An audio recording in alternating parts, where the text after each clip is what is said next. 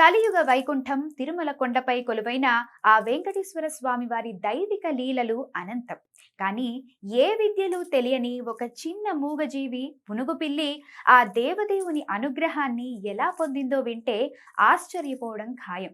ప్రతి శుక్రవారం నాడు తిరుమలేసునికి జరిగే అత్యంత పవిత్రమైన అభిషేక సేవ ఘనంగా పూర్తవ్వాలన్నా, ఆ మూల విరాట్ విగ్రహం శతాబ్దాలుగా నిగనిగలాడుతూ చెక్కు చెదరకుండా ఉండాలన్నా ఈ పునుగు పిల్లి శరీరం నుండి వచ్చే సుగంధ తైలం సమర్పించాల్సిందే.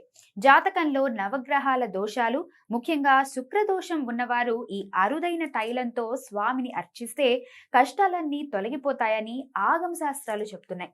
ఈ పిల్లిని ఒక ప్రత్యేక గదిలో ఉంచి చందనపు కర్రలను ఉంచుతారు. ఆ పిల్లి తన శరీరాన్ని చందనపు కర్రకు రుద్దినప్పుడు స్రవించే ఆ అద్భుత ద్రవాన్ని సేకరించి స్వామివారికి పూస్తారు.